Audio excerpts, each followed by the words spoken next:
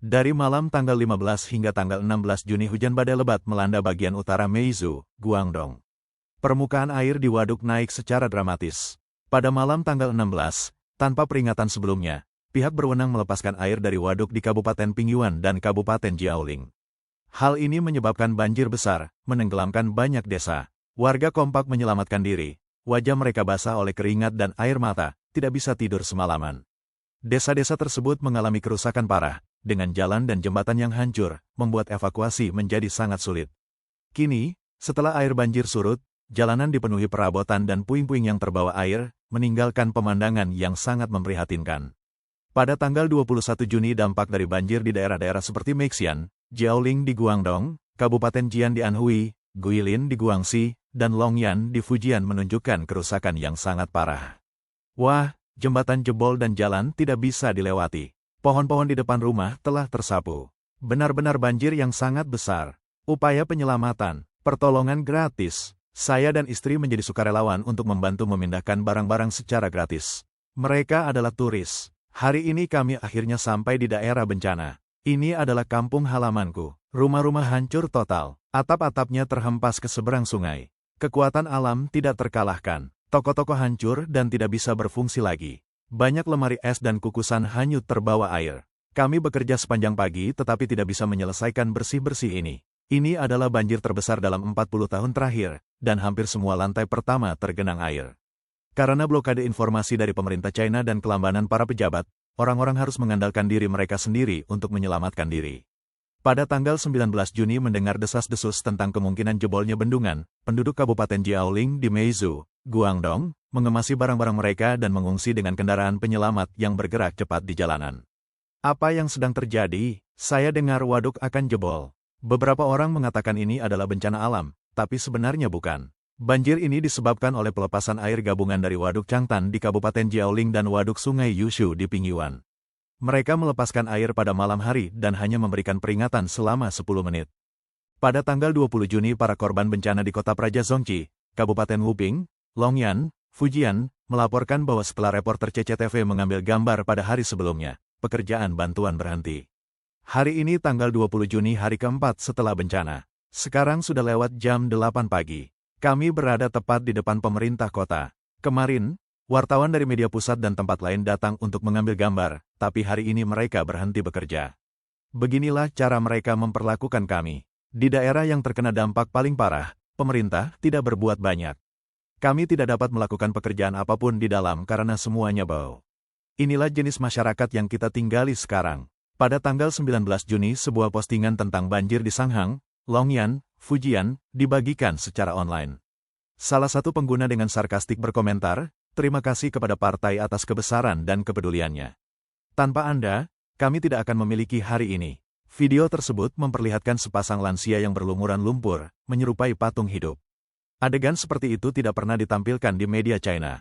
Di Guangdong, banjir belum sepenuhnya surut, dan sekarang tempat-tempat seperti Guilin di Guangxi juga mengalami banjir yang parah. Di Guilin, penduduk menggunakan bak mandi sebagai perahu. Tidak ada yang pergi bekerja, dan semua orang fokus untuk menyelamatkan diri. Para turis yang tiba di Guilin terkejut mendapati seluruh kota terendam air berlumpur, rumah sakit, terminal bus, dan bank-bank terendam. Saya sangat terpukul. Saya sedang bekerja dan tidak ada yang memberitahu saya bahwa akan terjadi banjir. Saat ini tanggal 20 Juni pukul 6.50 pagi. Ketinggian air di Guilin telah sedikit surut dalam semalam, tetapi area utara Ansin masih terendam banjir. Orang-orang terlihat mengarungi air setinggi dada sambil tersenyum, bukan seperti mengungsi tetapi seperti sedang bersenang-senang, yang mencerminkan optimisme masyarakat China yang dipaksakan di tengah keputusasaan. Sekelompok orang mengarungi air setinggi dada dengan senyuman di wajah mereka. Mereka tidak terlihat seperti sedang mengungsi, melainkan bersenang-senang. Orang-orang di China hidup dengan rasa optimisme yang tak berdaya. Turis di China tidak bisa pergi kemana-mana. Mereka tidak perlu pergi ke Sungai Li untuk naik perahu lagi. Orang-orang yang lapar dan lelah di Guilin beruntung memiliki orang-orang yang baik hati yang datang untuk menyelamatkan mereka. Garasi bawah tanah terlihat seperti laut, yang mungkin terdengar berlebihan, tapi itulah kenyataannya. Pada tanggal 19 Juni, seorang karyawan wanita di sebuah apotek di dekat Pasar Jiasan di Guilin tersengat listrik karena banjir akibat hujan deras. Seorang netizen berkomentar, "Sering terjadi hujan lebat, namun infrastruktur kita sangat rapuh sehingga tidak dapat menjamin keselamatan masyarakat.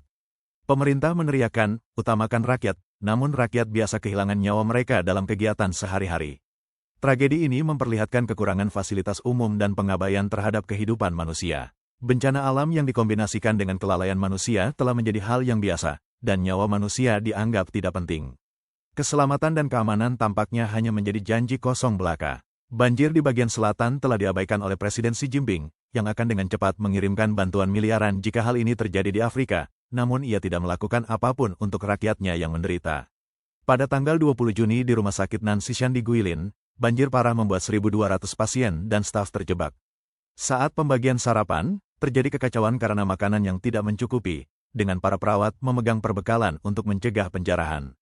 Seorang netizen menyatakan, dalam sistem China, kemanusiaan berulang kali diuji, bukannya dibimbing ke arah kebaikan. Setelah bencana, informasi resmi tertunda, dan komunikasi internal di rumah sakit menjadi kacau, sehingga menimbulkan rumor dan ketakutan. Dalam kekosongan informasi ini, keegoisan dan ketakutan menjadi semakin besar, dengan penjarahan makanan menjadi isu permukaan yang berakar pada ketakutan dan kepentingan pribadi. Kekuasaan rumah sakit yang terpusat dan kurangnya pengawasan dan akuntabilitas yang efektif menjadi sorotan. Setelah bencana, tidak ada cadangan material dan rencana darurat yang memadai, tanpa ada yang bertanggung jawab, yang menekankan kelemahan sistemik. Kekuasaan absolut mengarah pada korupsi absolut, menumbuhkan kejahatan dalam sifat manusia. Dalam sistem China, ruang bagi organisasi masyarakat sipil terbatas, dan masyarakat kurang memiliki kesadaran dan kemampuan untuk menyelamatkan diri dan saling membantu. Selama bencana, ketergantungan ada pada pemerintah, dan jika pemerintah gagal merespons secara efektif, kekacauan akan terjadi. Pada tanggal 20 Juni di Guilin, penduduk di Jalan Liuhua memungut makanan yang basah oleh air banjir di tengah kekacauan. Hujan deras dan banjir yang terus-menerus di China Selatan menyebabkan Sungai Li di Guilin meluap dan membanjiri stasiun kereta api. Para pejabat menyatakan bahwa banjir tersebut merupakan yang terburuk dalam kurun waktu lebih dari 30 tahun terakhir. Beberapa penduduk yang diwawancarai mengatakan bahwa banjir tidak hanya disebabkan oleh hujan deras tetapi juga karena pelepasan air waduk. Waduk tua yang dibangun pada era Mao Zedong kini menjadi sumber banjir. Bahkan media pemerintah mengakui bahwa naiknya permukaan air sungai terkait dengan pelepasan air waduk. Pada tanggal 20 Juni CCTV melaporkan bahwa ketinggian air di Sungai Li di Guilin terus meningkat. Pada pukul 12.55 tanggal 20 Juni stasiun hidrologi Guilin mencatat puncak banjir setinggi 148,8 meter, melebihi tingkat peringatan sebesar 2,88 meter, menandai banjir terburuk dalam lebih dari 30 tahun. Pada tanggal 19 Juni CCTV melaporkan bahwa karena hujan lebat yang terus-menerus dan pelepasan air dari waduk di hulu, ketinggian air di sungai-sungai besar di Guilin naik dengan cepat. Menurut data hidrologi, pada pukul 17 tanggal 19 Juni ketinggian air di stasiun Guilin naik menjadi 148,5 meter, melampaui ketinggian banjir Sungai Li tahun 1998 yang mencapai 148,4 meter dan menandai banjir terbesar di Guilin sejak tahun 1998. Wang, seorang penduduk Guangzhou di Guilin, mengatakan pada tanggal 19 Juni, kemarin air naik hingga sekitar 3 meter, dan jalan di depan desa Senan tergenang air dan tidak bisa dilewati. Laporan dari Sina dan media China lainnya pada tanggal 19 Juni menunjukkan situasi banjir dari jembatan Tiansheng ke Gunung Jingping di Guilin. Daerah perkotaan utama Guilin mengalami banjir yang parah, yang menyebabkan penutupan beberapa tempat wisata, penangguhan banyak rute bus, dan penutupan sekolah. Stasiun kereta api Guilin dibanjiri air yang masuk ke ruang tunggu. Tempat pemandangan 6 kuda di bawah jembatan Sungai Li di Guilin terendam seluruhnya dan tidak dapat dikenali. Wang dari distrik Qixing di Guilin mengatakan kepada media daratan bahwa banjir tahun ini mungkin lebih buruk daripada banjir tahun 1998. Tempat tinggalnya berada di dekat anak Sungai Li, dan toko-toko di lantai 1 di sepanjang jalan sudah terendam banjir, dan daerah sekitarnya mengalami pemadaman listrik. Warga lainnya, Tuan Lin dari distrik Qixing, mengatakan bahwa ia tidak bisa mencapai pusat kota. Di bagian terdalam, air mencapai setinggi dada, mengubah jalan-jalan di Guilin menjadi saluran air, dan penduduk harus menggunakan perahu untuk berkeliling. Sebuah video menunjukkan orang-orang yang menghadiri jamuan makan di aula leluhur di Guilin terganggu oleh air setinggi lutut, memaksa mereka pulang di tengah hujan dengan membawa payung. Terkait bencana tersebut, para pejabat Guangxi hanya menjelaskan hujan lebat dari sudut pandang meteorologi, namun laporan CCTV menyebutkan dampak dari hujan lebat yang terus-menerus dan pelepasan air dari waduk di hulu. Wang dari Guangzhou mengatakan kepada Epoch Times, hujan lebat terus-menerus terjadi sepanjang malam kemarin malam dan berlanjut sepanjang hari, menyebabkan banjir. Dia juga menyebutkan masalah pelepasan air dari waduk. Dia mengatakan bahwa sudah banyak banjir yang disebabkan oleh waduk yang tidak mampu menampung air, sehingga mengakibatkan pelepasan air dalam skala besar. Kali ini, pelepasan air waduk juga menjadi penyebabnya. Tentu saja, hujan lebat adalah penyebabnya dengan beberapa peringatan yang dikeluarkan. Menurut harian Guilin, Guilin memiliki 448 waduk. 4 waduk terbesar di hulu Sungai Li adalah Waduk Fengsagu, Waduk Chuanjiang, Waduk Xiaorongjiang, dan Waduk Qingshitan. Wang, yang telah mempelajari sejarah komunis China, menunjukkan bahwa waduk-waduk yang dibangun pada era Mao Zedong telah menjadi sumber banjir. Dia mengatakan bahwa waduk-waduk tua ini, yang dibangun dalam kondisi yang tidak memadai pada saat itu, membutuhkan penguatan yang terus-menerus. Penguatan bendungan sekarang membutuhkan biaya beberapa kali lipat lebih besar dari konstruksi aslinya. Jika bendungan jebol, daerah hilir akan kebanjiran. Waduk-waduk yang dibangun dengan tergesa-gesa ini seringkali menjadi sumber banjir. Di Anhui, hujan musiman pada bulan Mei sangat deras, terutama di Huangshan. Menurut berita cuaca China, pada pukul 16 tanggal 20, curah hujan rata-rata 11,2 kali lebih banyak daripada periode yang sama di tahun-tahun sebelumnya, menyebabkan kerusakan yang luas. Tembok-tembok runtuh, dan minivan tersapu banjir di distrik Tunxi. Curah hujan pada tanggal 20 memecahkan rekor, mungkin menyamai atau melebihi curah hujan selama sebulan. Hujan diperkirakan akan terus mempengaruhi Anhui pada tanggal 21 dan 22, membawa lebih banyak hujan lebat. Pemandangan indah Huangshan telah berubah menjadi hamparan air yang luas. Hujan deras telah menyebabkan rumah-rumah runtuh, dan listrik, internet, dan komunikasi putus, sehingga banyak orang belum ditemukan. Pada tanggal 20 Juni netizen lokal melaporkan bahwa semua rumah di kota tersebut terendam banjir dan beberapa rumah hanyut. Mengapa tidak ada berita dari media China? Tanya mereka. Saat ini, selama 3 periode musim panas, panen musim panas, tanam musim panas, dan kelola musim panas, China sedang mengalami cuaca yang tidak biasa. 8 provinsi, termasuk Hunan, menghadapi hujan lebat, sementara 11 provinsi, termasuk Henan, mengalami suhu tinggi dan kekeringan, yang berdampak pada hampir 300 juta orang. Henan, daerah penghasil biji-bijian utama, diperkirakan akan menghadapi periode kekeringan yang berlangsung lebih dari 1 bulan. Laporan menunjukkan bahwa sebagian wilayah Hunan, Jiangxi, Fujian, Zhejiang, Guangxi, Guangdong, Yunnan, dan Guizhou telah mengalami hujan lebat hingga sangat lebat. Demikian pula, Heilongjiang, Jilin, Liaoning, Hebei, dan Shandong telah dilanda hujan lebat atau badai. Selain itu, beberapa daerah di Shaanxi, Shanxi, Henan, Anhui, Jiangsu, Hubei, Sichuan, Chongqing, dan Hunan mengalami suhu yang tinggi. Henan dan Hebei memiliki 5 stasiun cuaca nasional yang memecahkan rekor suhu bulan Juni. Menurut China Weather Network, suhu permukaan di beberapa bagian Shaanxi, Shanxi, Henan, Hebei, dan Shandong dapat melebihi 60 derajat Celcius pada sore hari, dengan beberapa daerah bahkan melebihi 70 derajat C. Seorang perwakilan dari kantor manajer risiko bencana meteorologi Pusat Iklim China menyatakan bahwa 42 stasiun meteorologi nasional di Hebei dan Shandong mencapai ambang batas suhu yang sangat tinggi, dan 86 stasiun mencatat suhu maksimum harian di atas 40 derajat C.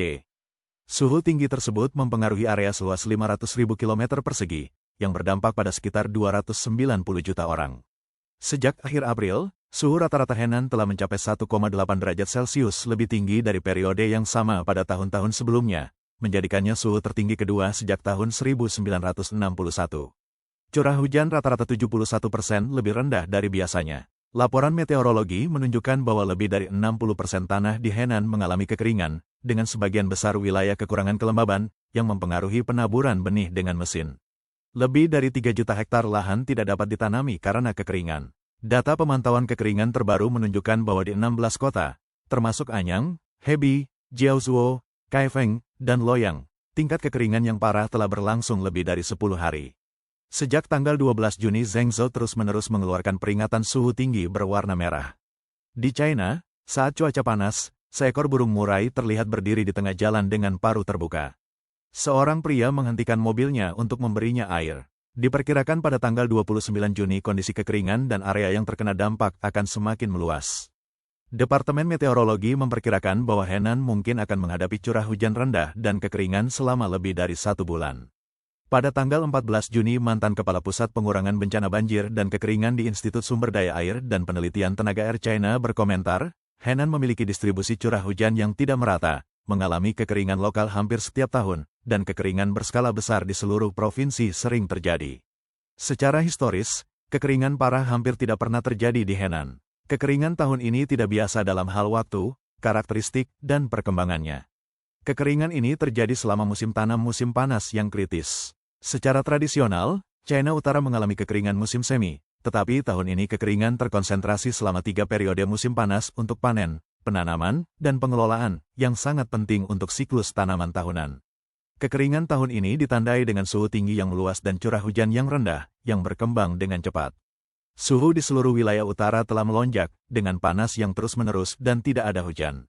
Lebih dari separuh stasiun pemantau meteorologi telah mencapai tingkat kekeringan sedang atau lebih buruk lagi, dengan area kekeringan parah dan ekstrim yang luas. Baik kekeringan maupun banjir, situasi yang sebenarnya jarang ditampilkan di media China.